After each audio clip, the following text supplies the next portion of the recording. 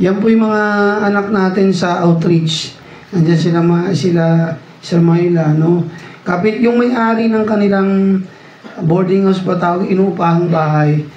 Nagpa-unlock sa amin, Pastor, baka pwedeng dito na kayo magturo yung mga bata. Nung una, hesitant ako. Kasi sa picture ko lang nakita, akala ko maliit lang yung lugar.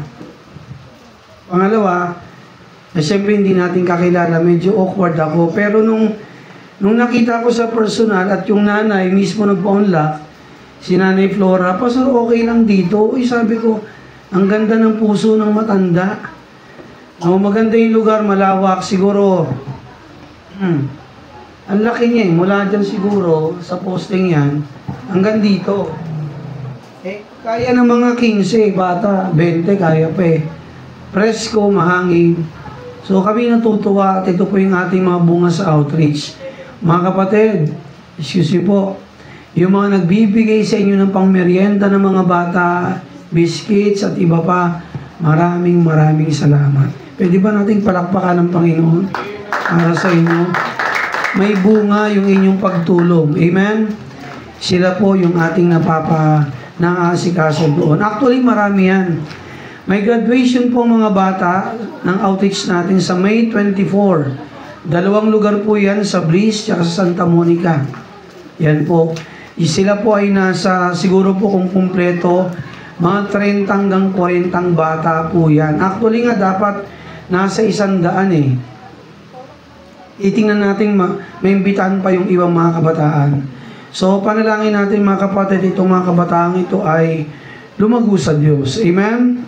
Lumago sa Panginoon ang kanilang buhay, mabago, magkaroon ng magandang direksyon yung kanilang buhay, pananaw sa buhay. At syempre, yung kanilang mga pamilya ay makakilala rin sa Panginoon. Alam niyo ba, yung kwento ko sa inyo nung nakarang Sunday, na yung isang pastor pumunta ng Tokyo ba yun o Hong Kong? Yung pastor, parang tayo lang ordinaryo, hindi ganun kayaman. In-interview ng Pilipino rin yun, na parang, hindi, Hong Kong, no? Japanese pa rin ang Hong Kong, di ba? Hapon ba? China. May ano pa rin China. So sabi ng pastor, simple lang yung pastor. Pero nung nakarating yung Pilipinong pastor doon, na inimbitahan, kalaking simbahan. At sabi ng pastor to, simple lang yung pastor doon sa Hong Kong. Alam mo, meron siyang 10 doktor na miyembro. Hello? May 10 doktor siyang miyembro. Meron siyang 10 may-ari ng developer, land developer, miyembro niya. May 10 siyang mga businessman at iba pa.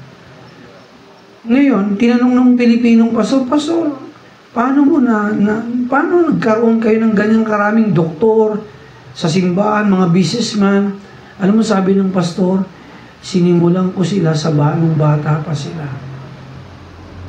Inalagaan, nagkaroon ng magandang pananaw sa buhay, magtatapos kami ng pag-aaral, tutulong kami sa aming pamilya, tutulong kami sa simbahan. Yun, mga professionals na mga kapatid. Alam mo yung gagawin ng Panginoon sa mga batang ito, malaki ang potensya ng mga batang ito, mga kapatid. Kaya, yung ating mga ginagawang pag-abot sa kanila, tuloy lang natin. Amen? Tuloy lang. Marami pong mararating itong mga kabataan ito. Abay, susunod, magiging leader yan ng ating bayan, di ba? Ilalagay ng sa matataas sa posisyon, kailangan natin mga Kristiyano. Yun ang kahapong quote sa basketball Sabi niya sa kanyang mga SK, miyembro yun ng simbahan tumakbo kayo as SK, chairman, SK, kagawad. Bakit? Sino ba mag-i-impluensya ng maganda sa mga kapaligiran? Hindi ba dapat tayo mga Kristiyano? Hello? Kaya sa akin mga kapatid, kung kayo nasa barangay dito, tumakbo kayo. Kailangan natin ng mga Kristiyano sa posisyon. Amen? Huwag natin hayaan mga hindi Kristiyano nakaupo dyan. Ako rin po'y galing din sa barangay dati, naka-2-term akong council. Gumanda ang aming barangay nun mga kapatid. May mga proyekto na sa akin nagsimula na hindi ginagawa ng mga kasama ko. Sa totoo lang mga kapatid. Ako yung tumindig nun na ang linggo magsisession tayo. Sabi ko sa council, kasi lang, ma-absent ako pagka-linggo. Hindi ko pwede pagpalit ang Diyos kahit anong meeting pa yan, kahit si Mayor pa yung meeting ko. Mas mahalagang Diyos sa akin, i-vote kay Mayor, vote kay President. O question nila ako, ba't wala ka? Sabi ko, linggo para sa Panginoon to Ayaw nyo bang magsimba, samahan yung mga anak nyo sa simbahan? Ang linggo ito yung Lord's Day. Inaagaw natin ang araw ng Diyos. Lunes hanggang Sabado, magpakasasa ka sa trabaho. Mag-enjoy ka ng pamilya mo, walang masama. Pero yung araw ng linggo, hindi ko pwede ipagpalit. Wala ba kayo? Hindi ba kayo magsisimba mga pamilya kayo? Hindi lahat Krisyano May kanya-kanyang reliyon yun Sabi ko, samahan niyo yung mga asawa niyo, mga anak niyo magsimba. Niimbitahan ko rin kayo sa amin. Alam mo, simula sabi ng kapitan, mula ngayon, magbotohan tayo. Kahit ako nag-iisa, tumindig ako. Kung ayaw nyo, linggo talaga, wala po ako. Alam mo, nagkasundo, okay, ang session natin, Sabado na. Di panalo. Amen? Tumindig ka. Yun ang kailangan natin. Tumindig tayo. Okay? So umaga ito mga kapatid, may pagpapala sa pagtindig Nakuha niyo mga kapatid, doon makikita hindi ito basta-basta, may paninindigan to. Yun ang kailangan nating mga leaders sa ating bansa. Okay, this time ang ating topic sa umagang ito, walang iba kundi ang kahalagahan ng pagtitiwala sa Diyos. Bakit ba tayo kinakailangan magtiwala sa Diyos? Una, siya ang nagbigay ng ating buhay. Tama ba mali? Ang Diyos ang nagbigay ng ating buhay. Amen?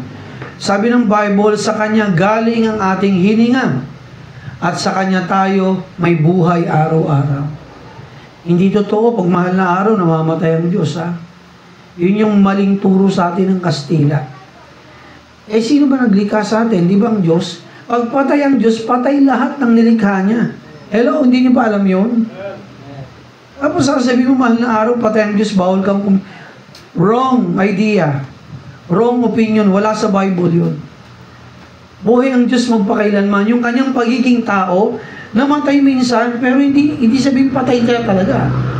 3 araw, 3 gabi, afternoon, nabuhay siyang muli at kailanman, hindi na mamamatay. Ang Diyos po nating Krisyano, buhay magpakailanman. Amen? Hindi po siya papatay-patay taon-taon na Diyos. Siya po'y buhay magpakailanman. So, napakahalaga po ng pagtitiwala sa Diyos. Sa Kanya tayo may hininga, may buhay, may lakas. At pagpapala, kung wala ang Diyos, wala tayong mararating sa buhay. Sabi ng Bible, di ba, for with God, nothing shall be impossible. Kahit sa mga problema na kinakaharap natin, kung wala ang Diyos, hindi natin kaya Amen? Magulang, kung hindi natin kasama ang Diyos, hindi tayo pwede magtagumpay sa mundong ito. Sabi mong marami kang pera, matagumpay ka na, hindi. Pag wala ang Diyos, guho. Amen? Guho ang pamilya pag wala ang Diyos sa gitna ng tahanan. Guho ang business pag wala ang Diyos dyan. Pag init sa pera mong Diyos, guho lahat. Lahat ng ating pagsikap maguguho, it will all come to naught. Mawawalang saysayang lahat pag wala ang Diyos sa buhay natin. Sa umagang ito, masasaksihan natin ang kadakilaan ng Diyos sa buhay ng bansang Israel. Amen? Sa pamagitan ng isang tao, maliit, pero malaki ang kanyang pagtitiwala sa Diyos at sila ay pinatagumpay ng ating Panginoon. Tayo pong lahat ay tumayo. Basahin natin yung 1 Samuel, chapter 1. Ang kahalagahan ng pagtitiwala sa Diyos. Chapter 1, pababa. So ako po magbabasa ng verse 1. Kayo po ang verse 2. Sayikan po tayo. Pilitin ko pong maikli lamang po ang ating pagbabasa at mensahe. Kung hindi man, putulin natin mamaya yung second half. Okay, sabi niyan sa verse 1. Now the Philistines gathered together their armies to battle, and were gathered together at Shoko, which belonged to Judah, and pitched between Shoko and Azekah in Ephes Damim. Sa wikang Tagalog ngayon, pinisan ng mga Filisteo ang kanilang hukbo upang bumaka o maglakad. Sila'y nagpipisan sa Soko at nauukol sa Huda, at nagsiyantong sa pagitan ng Soko at ng Azekah sa Ephes Damim. Verse 2 kayo po. And so the men of Israel gathered together and preached the body of Elah, and set the body of Mary against the Philistines. At nagpisan siya sa Saul at mga lalaki ng Israel at nagsiyantong sa libis ng Ela at nagsihanay sa Pilotba sa Palistine. Verse 3, the Philistines or Philistines stood on a mountain on the one side, and Israel stood on the mountain on the other side, and there was a valley between them. At nagsitayo ang mga Filisteo sa isang dako sa bundok, at sa kabila naman tumayong Israel, at may isang libi sa pagitan nila, may valley no, sa pagitan nila. Verse 4 kayo po. And there went out from the Philistines, named Goliath of Gath, whose height was 6 cubits and span. At lumabas ang isang bayani ng kampaning mga Filisteo na nagngangalang Goliath na taga-Gath, na ang taas ay 6 na siko at 1 langkan. And he had an helmet brass upon his head, and was armed with a coat of mail, and the weight of the coat was 5,000 shekels of brass. At siya mayroong isang turbanteng tanso no, sa ulo, helmet, sa kanyang ulo, at sila'y nasusuotan ng isang baluti sa katawan na yari din sa bakal.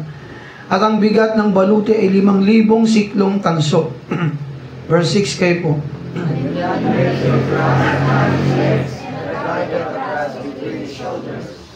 At siya mayroong kasuotang tanso sa kanyang mga hita, at siyang sibat na tanso sa pagitan ng kanyang mga balikan. Verse 7, and the staff of his spear was like a whip's beam, and his spear's head weighed 600 shekels of iron, and one bearing a shield went before him. At ang puluhunan ng kanyang sibat ay gaya ng panghabi, at ang dulo ng kanyang sibat ay may 600 siklong bakal ang bigat, at ang kanyang tagadala ng kalasag ay nauuna sa kanya. May alalay pa si Goliath, no? Verse 8, sabay-sabay po nating basahin. And he stood and cried unto the armies of Israel, and said unto them, why are ye come out to set your battle in array? Am I not a Philistine, and servants of Saul? Choose you a man for you, and let him come down to me. Sa Tagalog, at siya'y tumayo at umiyaw sa mga hukbong Israel, at nagsabi sa kanila, bakit kayo lumabas, nagsisiyanay sa pinagbaga? Hindi ba ako'y Filisteo, at kayo mga lingkod ni Saul? Pumili kayo ng isang lalaki sa inyo, at pabawain ninyo sa akin. Pagpalaan ng Panginoong mga salita, BC 10. So mga kapatid, ang pagtitiwala sa Diyos. Alam natin mga kapatid, ang bansang Israel, kahit matigas ang kanilang ulo, mahal sila ng Diyos. Kahit paulit-ulit sila sa paggawa ng mali, ang Diyos, sila'y piniling bayan. Mahal sila. May pagkakataon na sila'y tinuturuan ng Diyos, pinapalo, pinadadaan sa mga pagsubok, pero ang pag-ibig ng Diyos ay nasa kanila pa rin, sapagkat every time na sila'y pinapalo ng Diyos, dumarating sa punto na sila ay nagsisisi, humihingi ng tawad sa Diyos. Eh di bang Diyos natin mahinuhod, mapagpatawad? Okay, isang araw, alam natin, until now, actually hanggang ngayon, ang Palestine, no?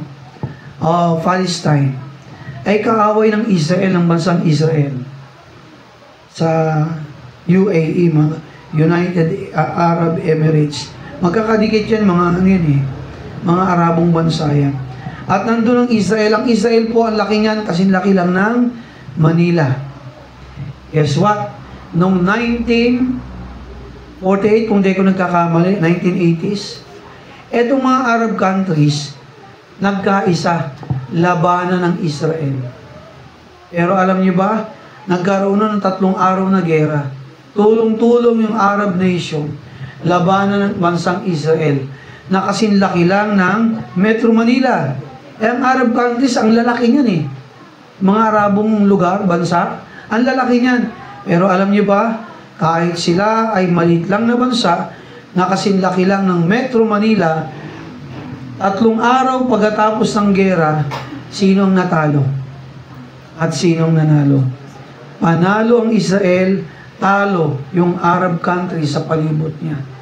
Ganong katindi ang Israel. Yung mga gadgets na ito, USB, SD card, tablet, laptop na Apple, lahat ng gadgets na high-tech mga kapatid, sino yung nagsimula? Kanino?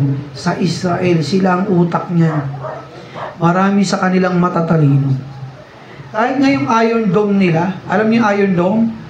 Iba pinasabugan sila ng libu-libong missile ng Arab countries. Ang bira, doon pa lang sa taas, nai-intercept na ng Iron Dome nila Galing, no? May nakalusot man ata, 1, 2, 3. Pero hindi ganun katindi ang pinsala. Out of ilan? Daang missile. Malupit sila. Kahit nga yung mga sumasaling Miss Universe sa kanila, mga sundalo yun ng Israel. Bata pa lang, tinitry na silang magsundalo. Ganun sila katitindi. Bakit? Sanay sila sa gera kahit nung panahon ni David, nung Old Testament. Isang araw, itong Palestino, naghamon sa kanila. Sabi nung mayabang na isa na nagngangalang Goliath, alam niyo bang height ni Goliath? Si Goliath ay 9 to 10 feet ang height, kasing taas at ng basketball ring. Ganon si Goliath. Oo, 9 to 10 feet ang height niya ni Goliath. Mas mataas pa dyan. Baba lang yung bubong natin Si Haring Saul. Si Haring Saul ay tumataas lamang ang height lang ni Haring Saul ay nasa 6 feet. So, kumbaga, etong 10 feet, si Haring Saul hanggang dito lang. Kasi di ba 4 feet Diba? Hanggang dito lang yung pinakamatangkad nila. Isa na rin si Haring Saul, 6-footer lang siya. Si David, pangatlong tao doon, tauhan sa binasa natin, batang paslit. Siya ay nagkakaedad lang siguro ng 8 to 12 years old. Kung si Haring Saul ay 6-footer hanggang si Goliath ito, gaano kaya kalaki si David? Baka siguro hanggang dito lang. Di ba? Okay, sabi dito mga kapatid, naghamon ang bansang Palestino. Sa kabilang bundok, nandun yung Israel, kumbaga yan, sa kanan nandiyan ang Israel, eto valley. May lalim yan, valley. Maluwang yan, malawak yan. Lambak. Doon ang Israel, dito ang mga Palestino. Naghamon sila. Kasi itong mga Palestino, nilalait nila si Yahweh, ang Diyos ng Israel. Sila yung mga taong ayaw magpatuli. Mga supot sila, yung mga Palestino. Until now, ayaw nila magpatuli, yung mga lalaki. Okay. Abay, si Goliath, mga kapatid, ito'y kampyonado, champion na sundalo ng Palestino. 6-footer ang height, ang ulo'y balot ng bakal, ang dibdib ay balot ng bakal, ang tuhod paa, may mga bakal yan. Meron siyang espada, at meron siyang panangga na grabe ang bigat, at meron siyang sibat. Sabi nga nung kanina sa binasa natin, meron pa siyang tagadala ng kanyang sandata. Ayun, Okay, lumabas si Goliath. Hinahamon ko kayo. Nandun siya sa kabila. Hinahamon ko kayo mga Israel. Huwag na tayo maggera yung laban ng lahat. Isang tao na lang. Umili kayo ng isang taong lalaban sa akin. Sabi ni Goliath. No? Para wala nang patayan pang marami. Pag natalo nyo ako, magiging alipin nyo kami. Pero yung sundalong ipapanalo nyo, pag nanalo siya sa akin, ako'y napatay niya, magiging nyo kaming alipin, sabi ni Goliath. Okay, sa 1 Samuel 17 verse 9. Sabi ito sa wikang Tagalog, at kung siya'y makalaban sa akin at mapatay ako, sabi ni Goliath, magiging alipin nyo kami. Ngunit kung ako'y manaig laban, kung ako'y manalo laban sa inyo, mamatay ko siya, yung sundalo niyo Israel, ay magiging alipin namin kayo at maglilingkod sa amin. Okay, verse 11, sundan nyo lang inyong mga mata. At nang marinig ni Saul at ng buong Israel ang mga salitang iyon ng Filisteo, sila'y nang lupaypay at natakot na mainam. Yun na lang, sabi ni Goliath, wala nang gera-gera. One on one na lang. Narinig nyo naman, pag natalo ako, alipin nyo kami. Pero pag natalo namin kayo, alipin nyo kami. Narinig to ni Haring Saul. At sabi ro, nung narinig to ni Haring Saul, sila'y ng lupaypay. Eh, pambira ba naman? Sinong makalalaban doon? 10 feet ang height. Ang katawan ay balot pa ng bakal. 15 kilos, pambira yung kanyang bit-bit na mga espada, pananggat, iba pa. At yari pa sa bakal at tanso. Samantalang yung Israelita, maliliit lang. Di naman sila katangkaran. Yun nga, si Haring Saul, 6 feet. 6 feet ang height eh. Takot din lumaban kay Goliath eh. Okay, sumunod. Si David nga ay anak niyang Efrateo. Siya ay taga Bethlehem, Judah. Eto si David, ang kanyang tatay si Jesse. May mga kapatid siyang lalaki, mga sundalo lahat. Si David lang ang bukod tangi ang trabaho. Simula nung siya'y maliit pa, ang trabaho ni David, magbantay lang ng tupa sa bukid. Yun ang trabaho niya, basahin natin. Okay? Sabi nito, no? At may 8 anak, at ang lalaking iyon ay matanda na sa mga kaarawan ni Saul, na totoong napakatanda sa gitna ng mga tao. So si Jesse, ang tatay ni David, may 8 anak. Ang bunso ron si David. Yung 7, mga mama na puro sundalo, kasama ni Haring Saul doon sa gera. Pero kahit silang 7 na mga kuya ni David, ay hindi naglakas na loob na lumaban kay Goliath. Ni isa sa kanila walang lumaban. 13, talon tayo.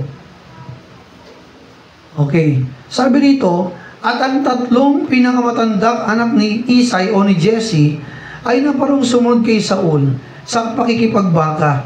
At ang mga pangalan ng kuya ni David na 3, sino-sino yung mga yon? Si Eliab ang panganay, ang pangalawa si Abinadab, at ang ikatlo ay si Sama. Okay. Si David ang bunso, at ang 3 pinakamatandang sumunod kay Jesus. Ngunit si David ay napaparot pa rito mula kay Saul upang pasabsabin ang mga tupa ng kanyang ama sa Bethlehem. So yun ang trabaho niya. Pakainin, sabsab, di ba? Kain ng damo, yung mga alagang tupa. At lumalapit ang Filisteo sa umaga at hapon at humaharap 40 araw. Isipin mo, araw-araw ting umaga, sumisigaw si Goliath, higanting supot sa mga Israelita. Sino ang lalaban sa akin? Walang magagawa ang Diyos yung si Yahweh sa Diyos na meron kami. Ang tapang ni Goliath, 40 days, tuwing umaga, nag-aamok, naghahamon sa mga Israelita. Sino ang lalaban sa kanya?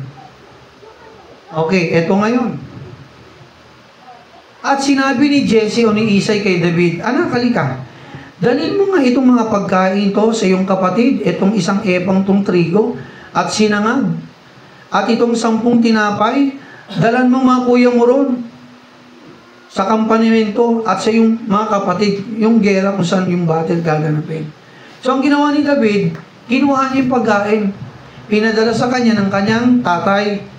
Okay, sabi ito, dalhin mo rin ang kesong ito, 10 kesong ito sa kapitan ng kanilang libo, yung kapitang sundalo. At tingnan mo kung ano ang kalagayan ng iyong mga kapatid at kumuha ka ng pinakakatunayan. So sabi ni Jesse, nung tatay niya, dali mo itong mga pagkain ito, dala mo rin ng mga keso, yung kapitan ng mga sundalo doon. At kamusta yung mga kapatid mo sa pakikipaglaban? Kamusta na sila? Magdala ka ng pruweba, patunay na pinuntahan mo nga mga kapatid mo ron. Okay, next, sa verse 19. Sabi sa verse 19, si Saul nga at sila ang lahat ng mga lalaki ng Israel ay nasa libis ng Ela at nakikipaglaban sa mga Filisteo. Okay, sumunod.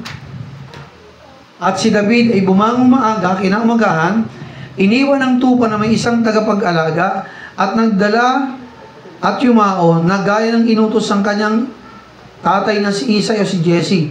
O makinig mga anak na nandito magulang mo. Napakahalaga ng pagsunod sa magulang. Hello. Hello. Regardless kung panganay ka, gitna o bunso, napakahalaga ng pagiging masunurin sa magulang. Wala tayong perpektong magulang. Amen? Parang kayong mga anak nagkakamali.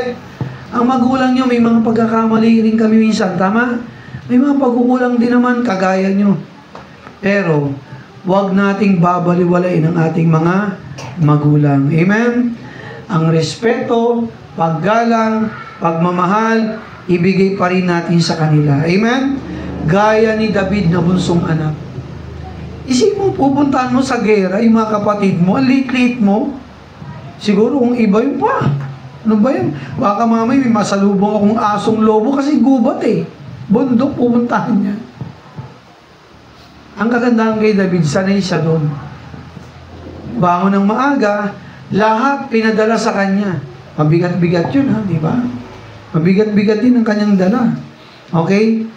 Sabi dito mga kapatid, umangon siya at naglakad. At siya'y naparoon sa kinaroonan ng mga karo, habang ang hukbo na lumalabas sa pakikipaglaban ay sumisigaw ng pakikipagbaka. Okay. 21. Hindi ko na binasa sa English para mabilis. At ang isa at ang mga Pilisteo ay nakahanay na sa pagbabaka hukbo laban sa hukbo. So talagang matinding gera to mga kapatid. At iniwan ni David ang kanyang daladalahan sa kanyang kamay, nakapag-ingat daladalahan at tumakbo sa hukbo at naparang bumati sa kanyang mga kapatid. So pansamantala, iniwan niya yung kanyang mga daladala, tumakbo siya. Siyempre bata, di bang bata? Curious. Diba? Ba't ang daming tao ron? Bata siya eh. Ingnan ko nga muna, usisain ko. Nakita niya yung kanyang mga kuya-kuya, kamusta kayo? Sa gitna ng gera yun, nangangamusta siya. Eh gaya ng tatay niya, di ba? Sinabi, kamustahin mo mga kapatid mo, magbigay ka ng pruweba pag uwi mo kung anong lagay nila. Okay, eto na ngayon. At sa kanyang pakikipag-usap sa kanila, narito, sakto naman, dumating na naman si Goliath, ang bayani ng Palistine ng Tagagat. Okay, sabi ito ang pangalan. Mula sa hanin ng Palistine, nagsalita ng ayon sa mga gayon ding salita, at narinig ni David ang kanyang pagsisigaw ng sundalong higante na 10-footer ang height, isang supot na sundalo. Pero, kampyo ng Palestino, panlaban nila. Narinig ito ni David, ang sisigaw niya. At lahat ng mga lalaki ng Israel, yung mga sundalo ng Israel, pagkakita sa lalaking iyon, higante, ay tumakas mula sa kanyang harapan at natakot silang mainam. Natakot sila. Ang laki, takbo tayo. Nakita ni David, hindi siya tumakbo. Makikita natin dito. At ang mga lalaki ng Israel nagsabi, nakita ba niyo yung mga lalaking yan sumasampa? Tunay na sumasampa siya upang maghamon sa Israel at mangyayari ng lalaking makapatay sa kanya ay papayamanin ng hari ng mga lalaking kaymanan at ibibigay sa kanyang anak na babae at palalayain sa Israel ang sangbahayan ng kanyang ama. So sabi ng isang sundalo, yung lalaban daw doon sa higanting doon, bibigyan ng kayamanan ng hari. Pangalawa, yung bunsong anak ng hari, mapapangasawa ng tatalo kay Goliath. Pangatlo, palalayain ang kanyang ama o ang kanyang pamilya. Bibigyan sila ng laya para mabuhay. Okay. Itong si David, sumagot, bata, makinig. At nagsilisa sa David sa mga lalaking nakatayo. Sino kausap niya? Mga sundalo.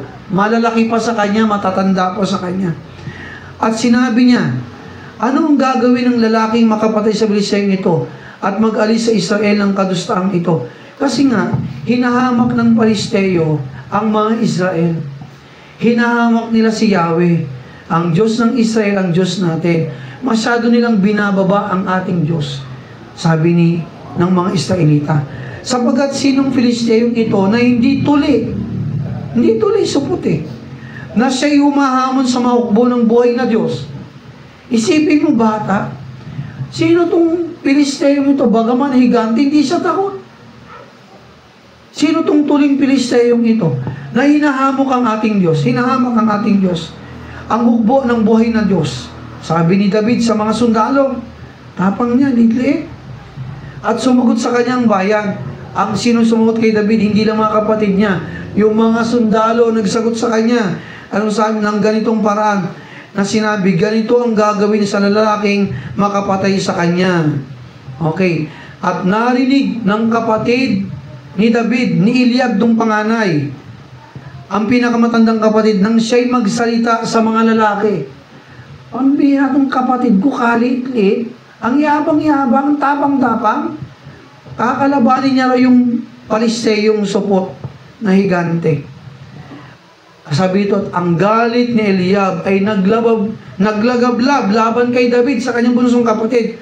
At kanyang sinabi, bakit ka lumusong dito? Nasa gitnaan kami ng gera, ba't ka lumusog dito? Sabi ng kanyang kuya. At kanyang sinabi, bakit ako lumusong dito? Sabi ng kuya, at kanino mo iniwan ang ilang mga tupa? Di ba nagbabantay ka ng mga tupa? Kanino mo iniwan yung mga tupa mo ron? Binabantayan mo. Yung sa ilang. Sabi ni ng kuya niya, talasas ko ang iyong kahambugan. Sabi ng kuya niyang sundalo, ikaw ang liit-liit mo, talasas ko ng yabang mo. Basta-basta ka lumulusob. At ang kalikutan ng iyong puso, sapagat ikaw ay lumusong upang iyong makita ang pagbabaka. Lumusong ka rito para makita mo yung gera, no? Hindi alam ni Eliab ng kuya niya, pinadalan sila ng pagkain kay David. Siyempre, ito namang kuya, naintindihan ko siya, gera yon. Baka mamaya nga naman, mapahamak ang kanyang kapatid. Tama? Nag-aalala rin siya. Okay. Eto ngayon ang sinabi ni David. Anong aking ginawa ngayon, kuya? Ano sabi niya? Wala bang dahilan? Para hindi ko pumunta rito. Sinabi niya, pinadala ko ni tatay ng pagkain para sa inyo. Pinadalang kayo ng tinapay. Pinadalang kayo ng trigo. Meron ditong keso, iba pa, sinabi niya lahat. At sabi ito, tinakdan niya siya na patungo sa iba at siya'y nagsalita ng gayon ding paraan at sinagot siya uli ng bayan ng gaya ng una. So sinabi niyang dahilan, actually ito mga kapatid, si David, bagamat may hari, bukod siya'y inutusan ng kanyang tatay na magdala ng trigo, tinapay, keso, may dahilan siya kung bakit siya pumunta ron. Hindi yun basta dahilang inutusan niya. Alam mo si David, ito, bagaman siya'y paslit, habang siya'y nagbabantay ng kanyang mga tupa, nilusob to ng leon, yung mga tupa niya para sagpangin. Si David, sa kanyang liit, sanay siyang humawak ng tirador. Di ba, tirador natin, di gano'n. Si David, iniikot ang tirador, bihasa siya doon. Bawat tamaan niya talaga namang sapul. Si David, kung bakit siya matapang din, may rason eh. Napatay niya yung leon sa pamagitan ng tirador. Patay ang leon, kaliit-liit niya. Sumunod isang oso. Nilusob yung kanyang mga tupa. Napatay niya rin, kaya gano'n na lang, parang ang yabang ni David, alam yun ang kuya niya. Na nakapatay talagang kanilang kapatid na bunso ng leon at oso. Okay, tuloy natin.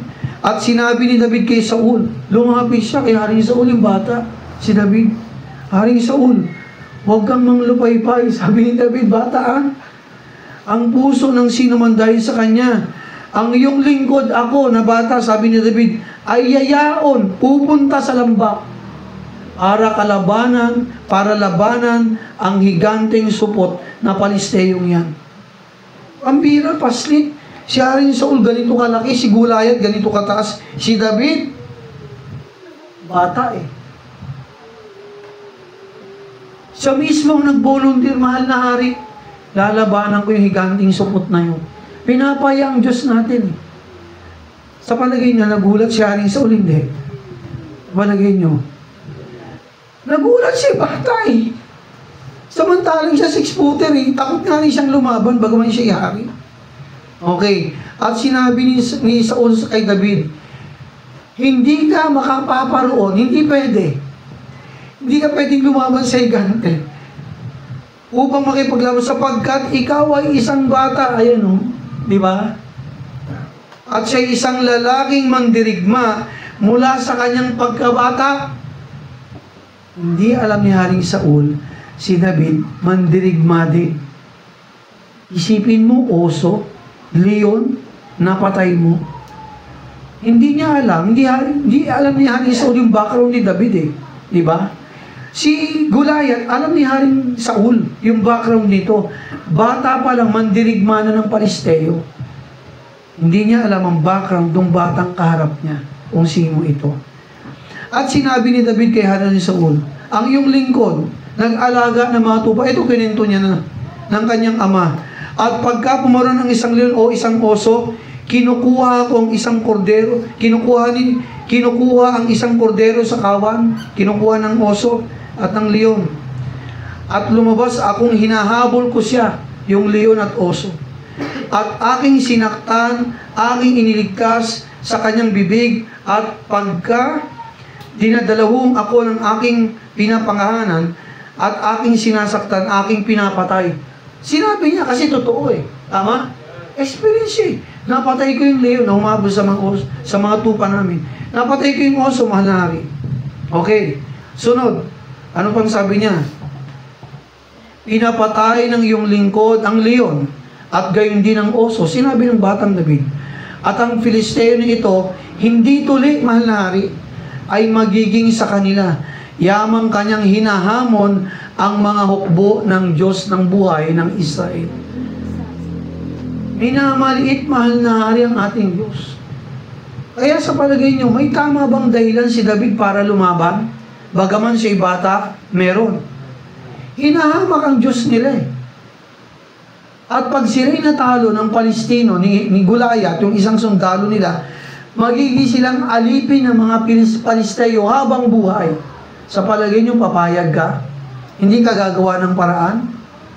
Ito si David, hindi pwede. Sabi niya sa kanyang sarili. Sumunod. At sinabi ni David, ang Panginoon na nagligtas sa akin, mahal na hari, siya rin mula sa leon at mula sa oso, ay siya rin magliligtas sa akin sa kamay ng Palisteyong ito. Isipin mo yun.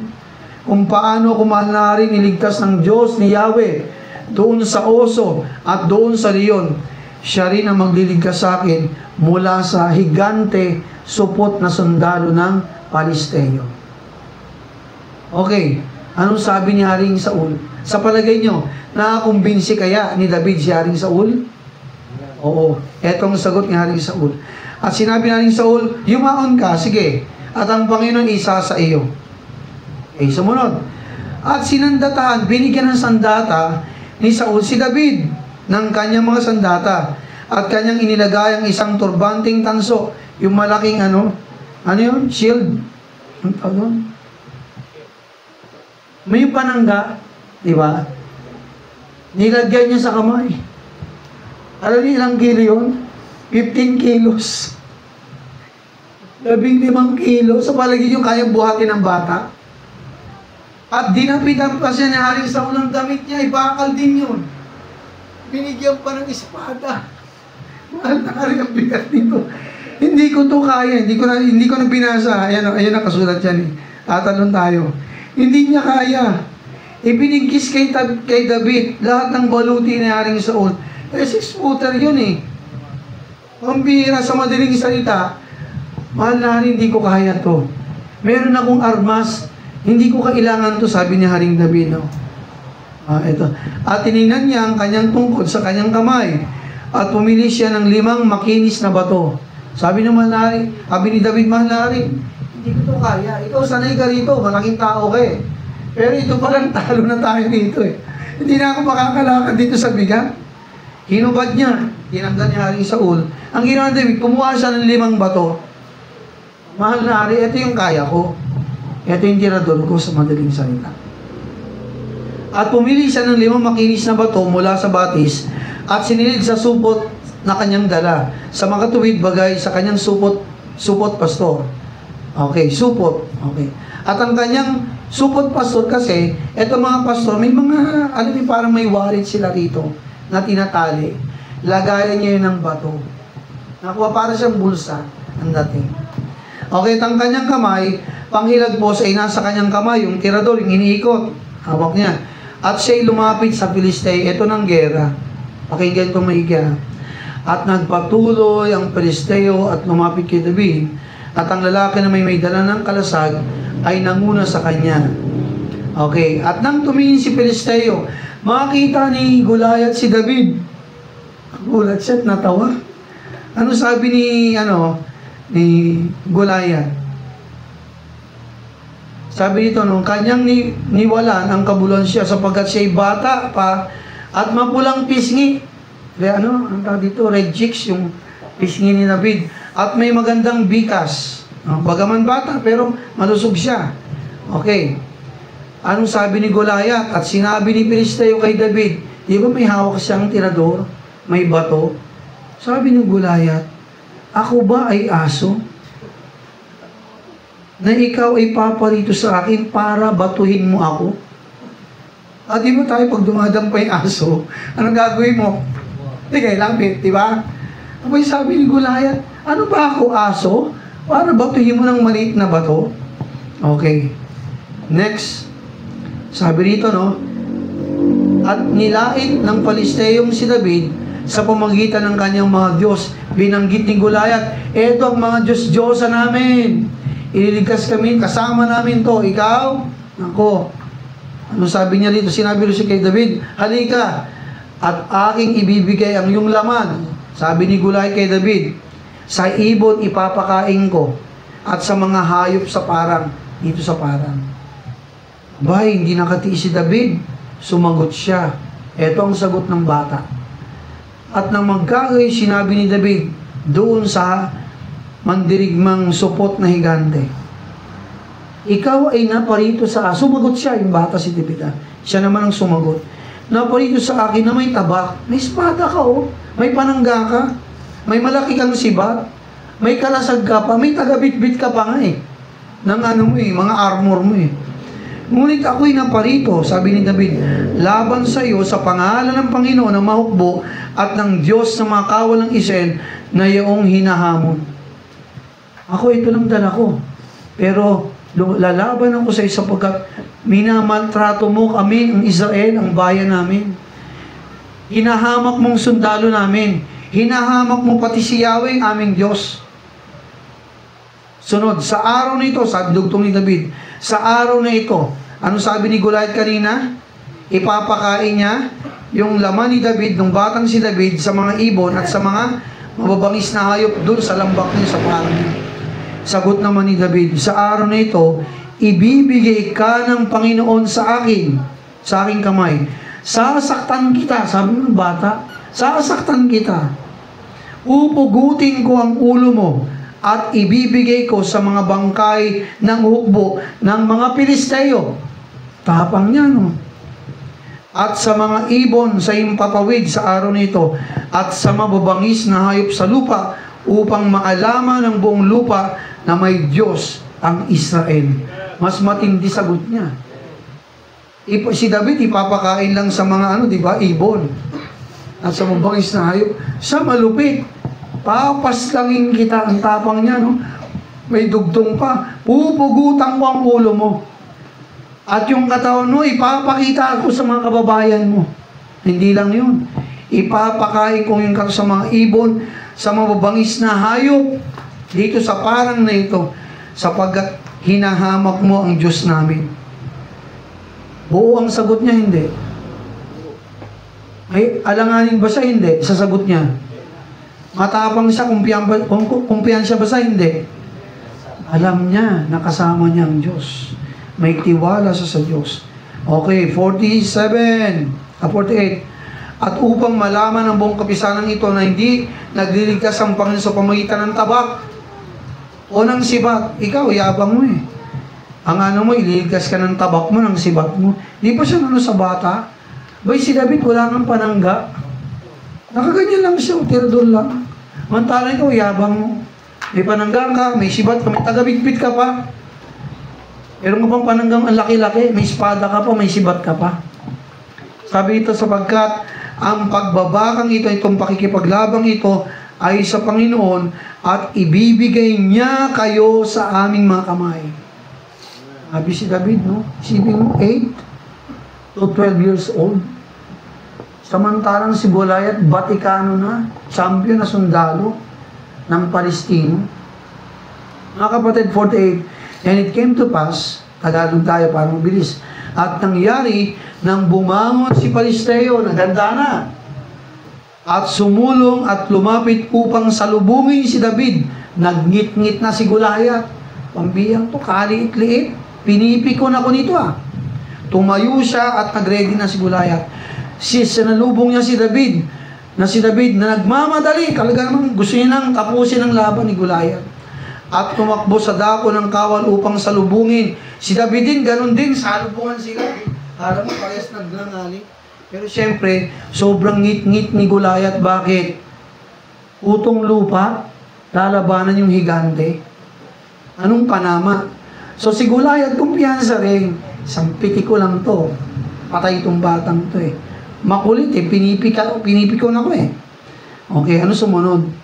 At isinuot habang tumatakbo si Goliath palapit sa kanya. Sinuot, sabi dito ni David ang sa kanyang kamay, sa kanyang supot, at kumuha ng ilan ng baton meron siya sa supot? Kinuha niya lang ang isa. Naganda siya. Nilagay sa kanyang tirador. Pinaikot ito mga kapatid. Inihalagpos. Isang hagis lang. Isang ganun lang. Habang tumatakbo si Goliath mga kapatid. At tinamaan ang Palisteo sa kanyang noo. Sa pool. Si Goliath sa noo. At nabuwal ito. Sa kanyang noo. At ang bato ay bumaon sa kanyang noo. At nabuwal na pasubsob sa lupa. Isipin mo anong lakas meron si David. Yung bato, umilang po sa tirador, tama? Tumama sa noo, at sabi ng mga kapatid, yung bato, bumaon sa noo niya. Hello? Anong lakas meron si David? Walang lakas, bata yun Pero yun ang tinatawag na kapangyarihan ng Diyos. Amen? Ito ay bumaon sa ulo niya at sabi ron si Goliath ay bumagsak headlong. Alam niyo pag sinabing headlong, parang poste gumano. Una ulo pagbagsak, una mukha, parap. Ano nangyari, pastor? At sabi niyo si Goliath ay nabuwal pasubsob sa lupa. At sabi niyo sa gayoy, nanaig si David, panalo si David sa Palisteo sa pamagitan ng isang paghilagpos ng isang bato at sinaktan, lapit kaagad siya, kinuha niya yung espada ni Goliath. At sabi ron, at sinaktan at pinatay niya siya, ngunit walang tabak sa kanyang kamay. Kaya kinuha niya, tumakbo siya, sabi diyan. At magkagi tumakbo si David, kinuha ng Pilisteo, kinuha ang kanyang tabak, binunot sa kanyang kaluban, ito sa ni Goliath, kinuha ni David, binunot sa kanyang kaluban, at pinatay siya ni David. Sabi ito, at ipinapugot ang kanyang ulo, pinubutan ni David. Siyempre, nakaganon, di ba? Subasog sa lupa. Nakaganon si Goliath sa lupa. Kinuha niya yung espada. Sabi ito, pinatay. Marahil, pinagsasaksak pa ito ni David Tama? Pinagsasaksak. Para siguradong patay. Huling-huli, pagkakuha niya ng espada, mga kapatid, habang nakaganon, ang ulo ni Goliath sa lupa, hindi ang supot ka. Patay ang supot, agpas. Ano nangyari, pastor? Eto ngayon, at nang makita ng mga Pilisteo na ang kanilang bayani, yung kanilang champion na higanting supot, ay patay na. Ano nangyari? Nagtakbuhan sila. Kung ganyan yung bata lang pala, makakatalo kay Goliath. Ano nangyari, pastor? Tagalog. At nagsibangon ng malalaki ng Israel at ng Huda at humiyaw, hinabol ng mga Palisteo hanggang Gat at sa mga pamintong bayan ng Ekron at mga sugatan ng Palisteo ay nabuwal sa dang patungo sa Sarim hanggang sa Gat at sa Ekron. Sa madaling salita, mga kapatid, panalo yung bata. Panalo si David. Nakuha niyo, mga kapatid. Anong natutunan natin dito? Ang kahalagahan ng pagtitiwala sa Diyos. Si Goliath nagtiwala sa kanyang tabak, tama? Sibat, espada, panangga. Yung kanyang experience sa pakikipaglaban, Siya pa'y balot ng bakal sa katawan, mga kapatid. Samantalang ito si David, wala nang suot eh. Kundi yung suot niya lang, na parang nakabahag lang marahil siya, balat ng hayop. Tirador, pero mga kapatid, meron siyang malaking pagtitiwala sa Diyos.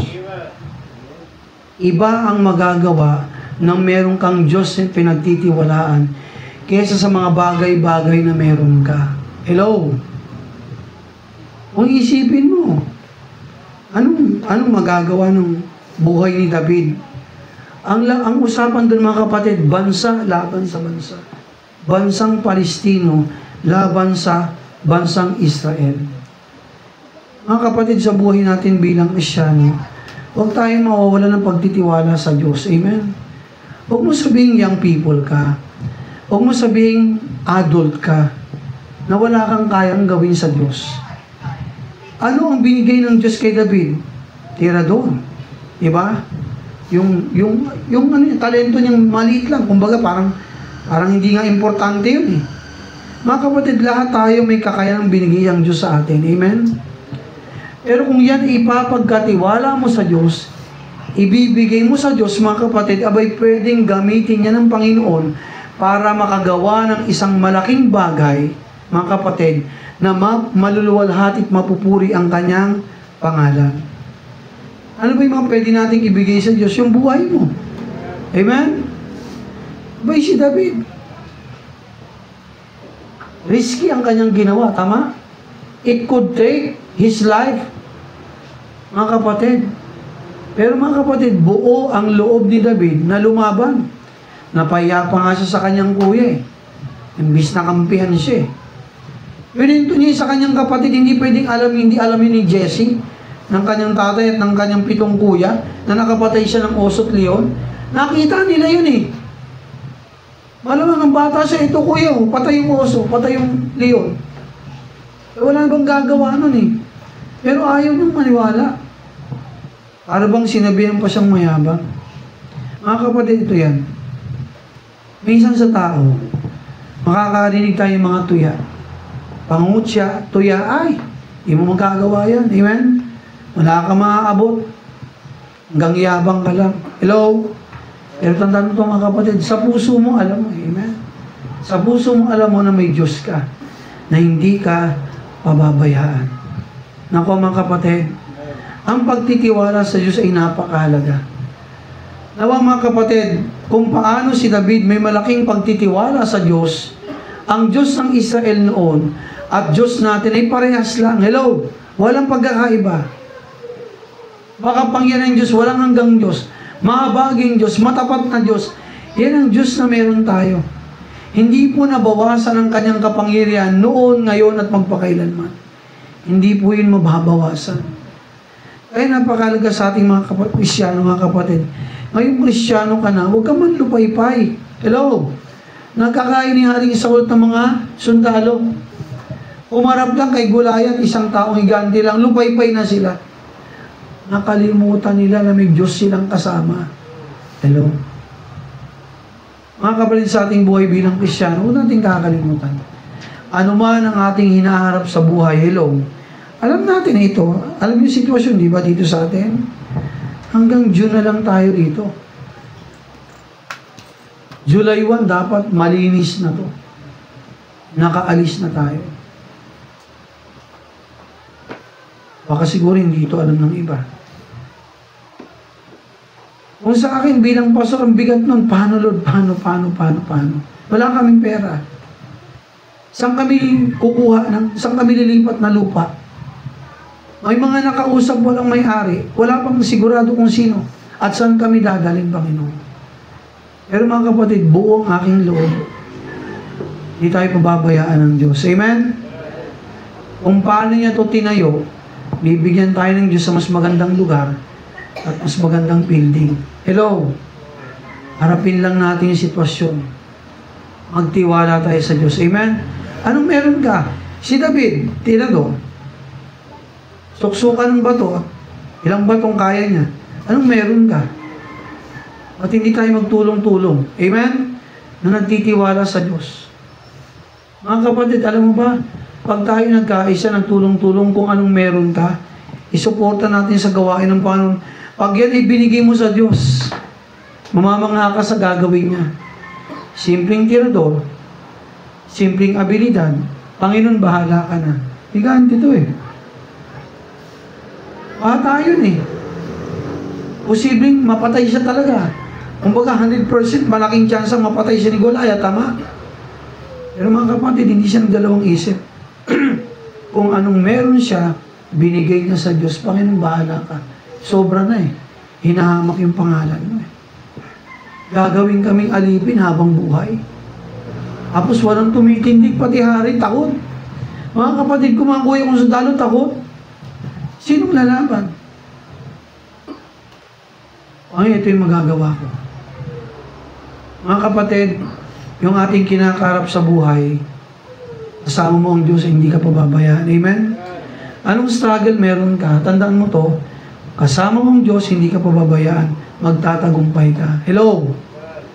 Tayo rin po bilang simbahan. Ano bang kinakaharap natin? Hindi alam ni David kung ano mangyari sa kanya eh.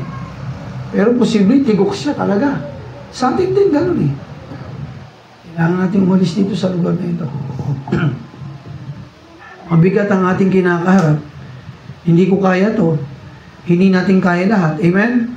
Pero kung anong meron ka, sabayan natin ng Lord, bahala ka na. Pangunahan mo kami. Tulungan mo kami.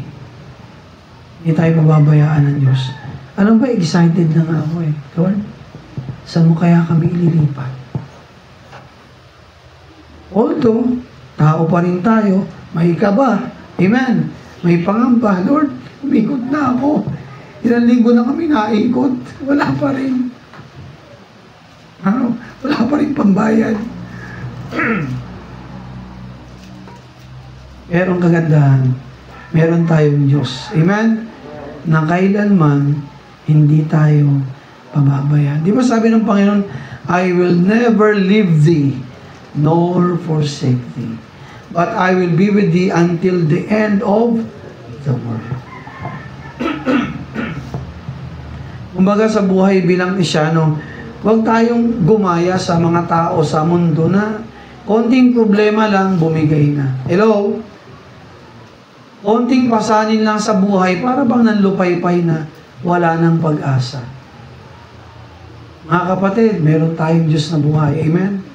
Malaki ang ating Diyos na buhay na kakampi natin.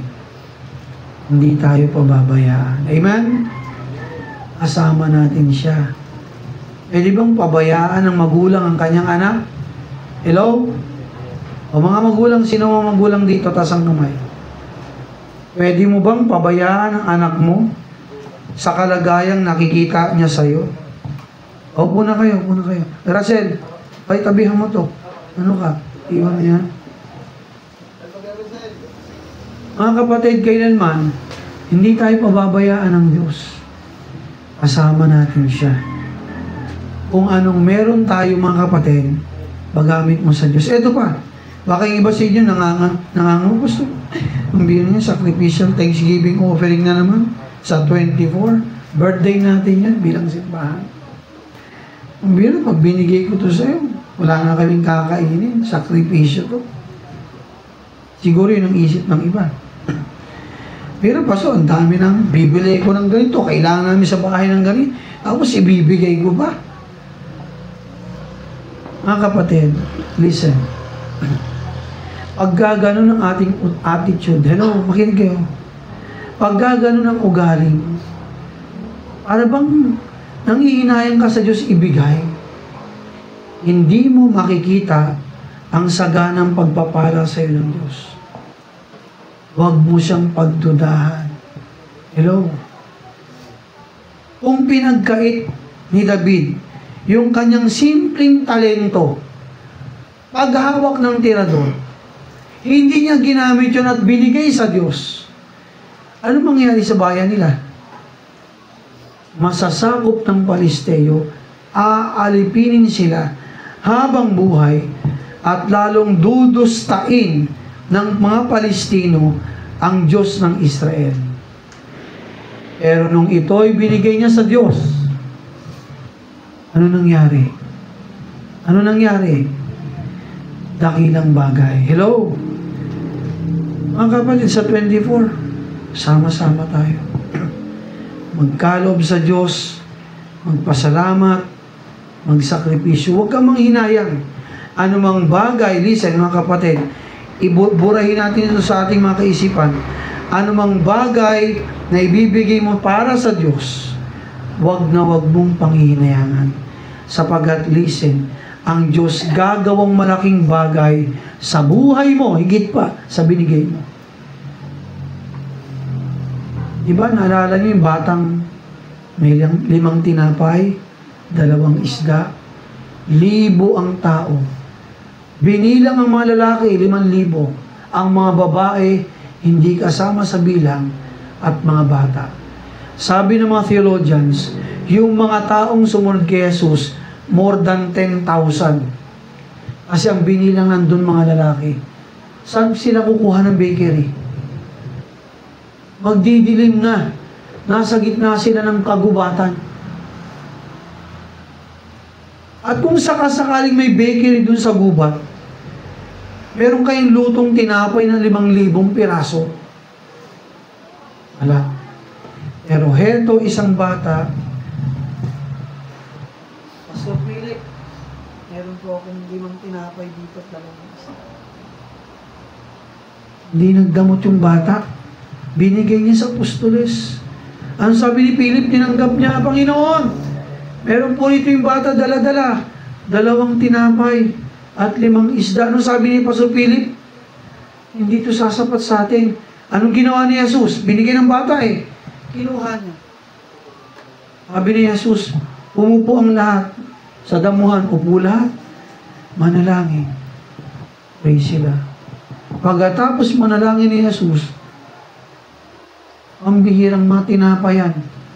Kain-kain. Ibigay yan sa lahat ng tao. Lahat nakakain, 10,000 mahigit nakakain, tag-iisang tinapay, tag-iisang isda. At sabi rin mga kapatid, pagkatapos kumain, sabi ni Jesus, tipunin lahat ng natira. Alam nyo kung ilang basket pa yung natira? 12 basket ng tinapay isda ang natira. Di ba kamangha-mangha pag binigay mo sa Panginoon yung meron ka? Sa bagay yung bata, pampirang layo ng nilakbay nun eh. Baon niya yun. Hello? Baon niya yun, papunta rin pabalik. Pero itong batang to, listen, bagaman bata, parang si David, hindi nang hinayang, binigay yung kanyang tinapay na baon, walang natira, binigay lahat kay Jesus. Okay, na-share ko po ito. Wala na siyang tinapay isda. Hindi niya alam kung pag-uwi, pagkain pa siya. Sakripisyo hindi. Sakripisyo hindi. Okay, baon mo, ibigay mo sa kaklase mo lahat. Sakripisyo mga kapatid.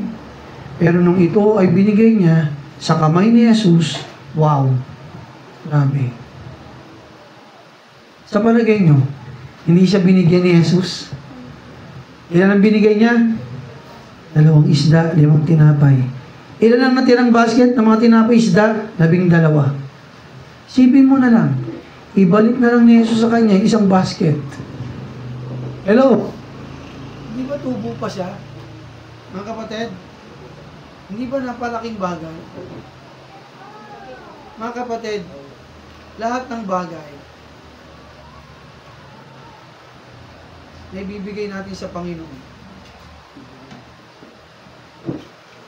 Kapag yan ay binigay mo mga kapatid, nang walang panghihinayang, tandaan ko mga kapatid, gagamitin yan ng Diyos at makikita mo mga kapatid ang kadakilaan ng ating Panginoon.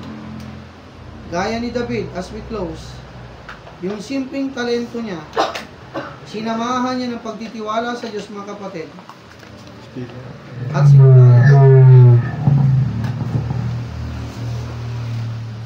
At si Goliath mga kapatid ay nagapin niya.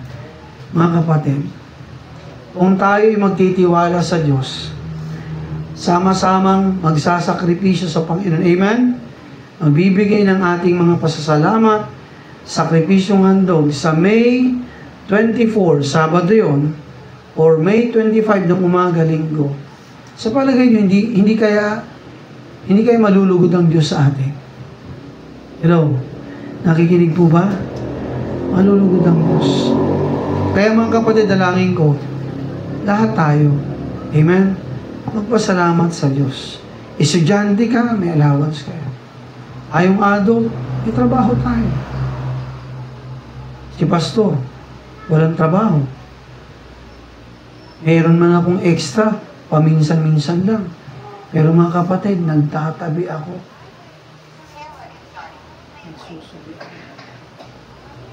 Meron po tayong prayer and fasting. Hindi natin to kaya di ba? Kaya samahan natin to ng pagtitiwala sa Diyos, sabayan ng pag-aayuno at pananalangin. Tuwing gabi po, nag-start po kami ng Tuesday. Tuwing gabi, 6 o'clock hanggang 6 o'clock ng umaga, hindi nakakain ng pagkain. Tubig lang pwede. Sasabayan ng pagbabasa ng Biblia at pananalangin sa ating concern, lalo na sa lupa, sa lilipatan, sa ibabayad, at sa iba pa nating pangangailangan, kasama na ang paggiba nito kung paano. Yun yung sama natin sa panalangin. Nawa ang bawat isa tumulong. Kasi, hindi ito ordinaryo. Wala tayo. Nakuha po. Ang alam ko lang na solusyon, ang Diyos. Gaya ni David, nagtiwala siya at tumingala siya sa Panginoon. Tulong-tulong tayo. Anong kakayanan na meron ka? Ano yung meron ka sa bulsa mo? Mahal mo ba ang Panginoon? Mahal ba natin ang Diyos? Abay, kung mahal natin ang Diyos, dapat handa tayo magsakripisyo. Amen? At sa sakripisyong gagawin mo, wag na wag kang manghihinaya. Wag. Inibigay mo yun sa Panginoon, let His name be magnified. Amen? Let His name be honored. And you will see what will God will do to us. Great and mighty things gagawin niya para sa atin. Tayo pong lahat ay tumayo. Tayo pong lahat ay manalangin. Aming Ama, dakilang Diyos, purihin ka. Maraming salamat po sa umagang ito. Lord, dalangin ko na magpasyang yung mga anak tumugon sa iyong panawagan. Habang nakayukot na kapigit ang bawat isa, habang nakayukot na kapigit ang bawat isa, iklihan ko na lang aking imbitasyon. Kapatid, huwag tayo manghinayang sa Diyos. Kahit pa sa pagbibigay ng ating buhay, lakas, oras, at pananalapi sa Kanya, kasama natin siya. Dalangin ko mga kapatid, sa darating na 24, May 24, or May 25, sama-sama tayong magpasalamat sa ating Panginoon. Sama-sama tayong maghandog ng ating sakripisyong alay, maghahandog sa ating Panginoon. Wala sa ating mga anak, sa ating adult, lahat. Salamat sa kabutihan ng Diyos sa iyo, sa iyong pamilya, sa nagdaang mga araw, linggo, buwan at mga taon.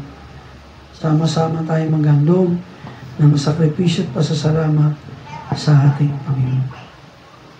Tayo po'y manalangin. O aming Ama, purihin ka.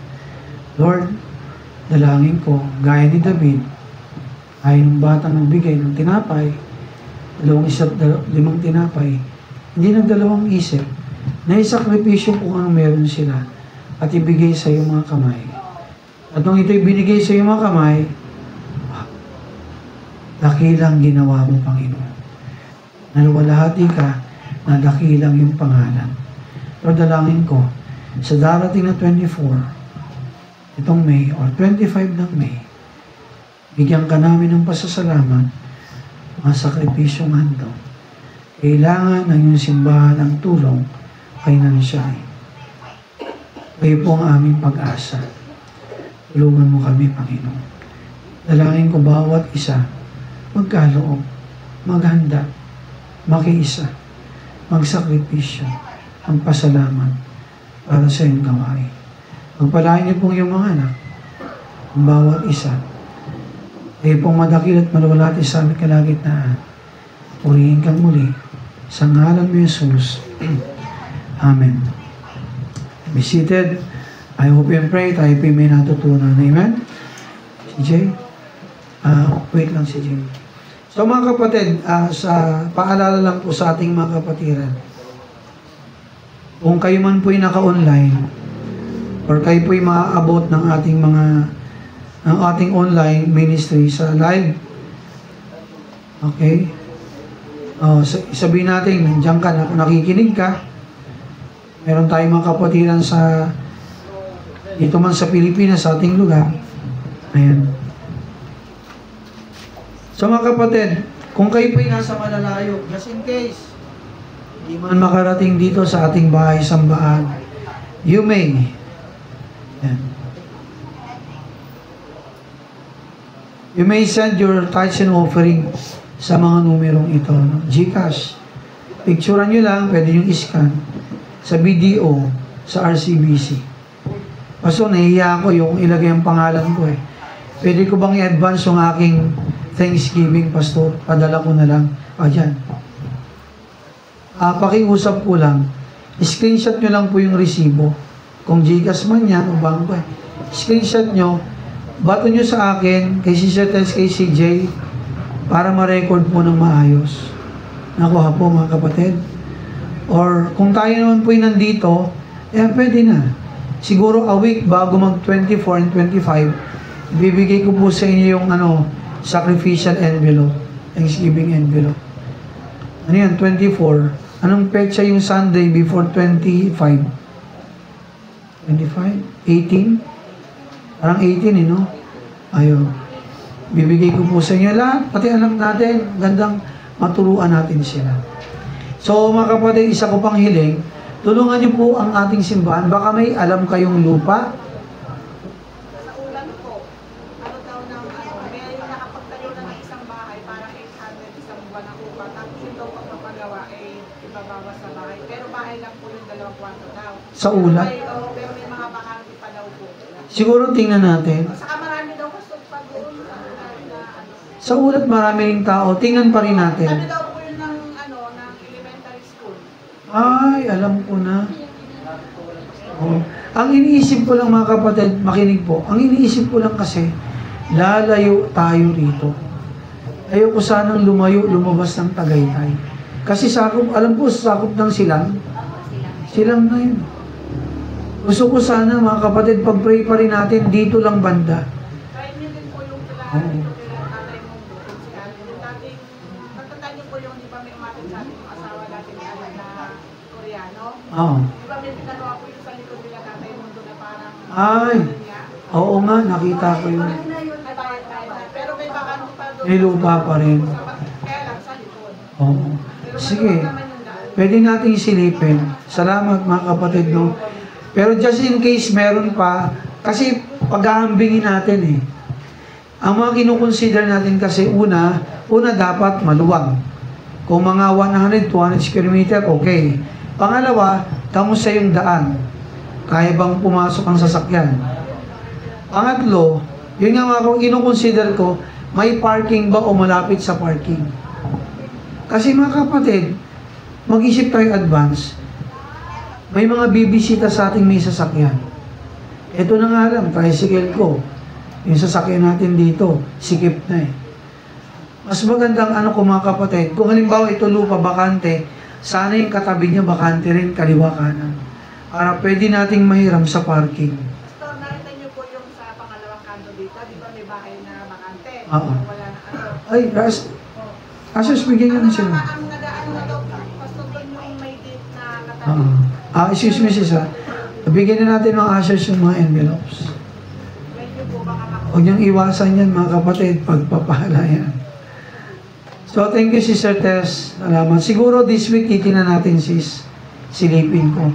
Panalangin natin, mga kapatid. O, mga kapatid, tulong-tulong tayo. Halimbawa, makakita tayo ng lupa at tayo mag-uumpisa na magbaklas nito by June. Tulong-tulong, ha. Huwag niyo kong iwan. Hindi mo kaya ito gibain. Tulong-tulong tayo. Ayan, sabihan ng Diyos, dito ipababayaan. Yung makukuha nating materialis dito, lahat, kukunin natin. Kasi magagamit natin ito lahat. Pero na lang yung mga kakahoy na, ito, hello, tingnan nyo ito, Tarantela na lang. Inanay na to, sobra. Ayan o, tingnan nyo. Kala mo, pader pa to. Inubos na ng anay yan. Hindi ko na pinapaganda kasi malapit na tayong umalis. Ito pa mga kapatid, June, July, August, hello, tag-ulan hindi. Hello, June, July, August, September, tag-ulan hindi. Lahat ng tubig, para tayong ano rito, malaking planggana, buhos sa atin lahat dito ang tubig. Baha hanggang dito.